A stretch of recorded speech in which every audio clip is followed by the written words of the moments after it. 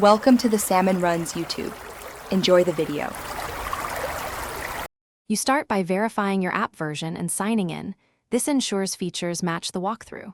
Once signed in, grant camera, storage, and notification permissions so imports and previews work. Next, tap New Project and pick a template or blank canvas depending on scope. Templates speed up layout. Import your core assets, images, CSV, icons, and place them into labeled folders so you avoid chaos later. Make sure to save a backup. This prevents rework if something goes wrong.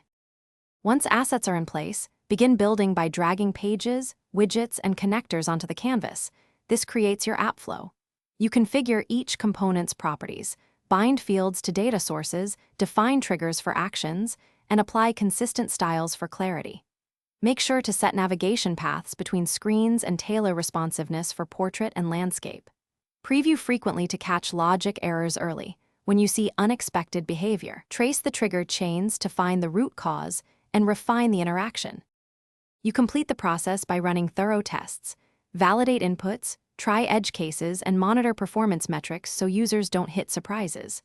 Once tests pass, prepare your build, assign a version number, add concise release notes, and select deploy settings for staging or production. Publish and watch the initial live session to confirm behavior.